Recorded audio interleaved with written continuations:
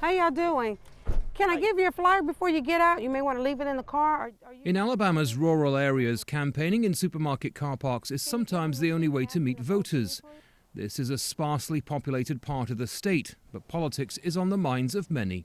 Well, I ain't voting for either one of them. But in Camden, a town where more than half the residents are African American, there's anger over a change to the voting laws. Without government-issued photo ID, ballots can no longer be cast.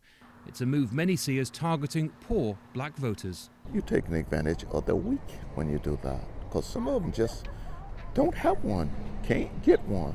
All of this we done gone through with, and we still going through the same thing. I feel bad about it. Compounding the new voter ID laws is the partial closure of more than 30 driver's license offices. Many were situated in overwhelmingly African American counties, and without them, getting photo ID just got a lot harder. In many ways, Alabama is the cradle of the voting rights movement, but campaigners say decades of work has now been undone. They say forcing poor black voters to get photo IDs places yet another obstacle between them and the ballot box. And whilst many don't question the motives behind the change in law, others say the consequences are all too real. So Ralph, for you this is a kind of a lifelong fight then? For 30 years, Ralph Irvin has worked tirelessly for voting rights. But it's a struggle, he says, is far from over. I think we'll be fighting for the rest of our lives. There are people out there who would never let it go. They would never let it go. When you say never let it go, you mean never stop trying to suppress the black vote? Never stop trying to suppress the black vote. Never stop trying to send us back to Africa. I'm not going.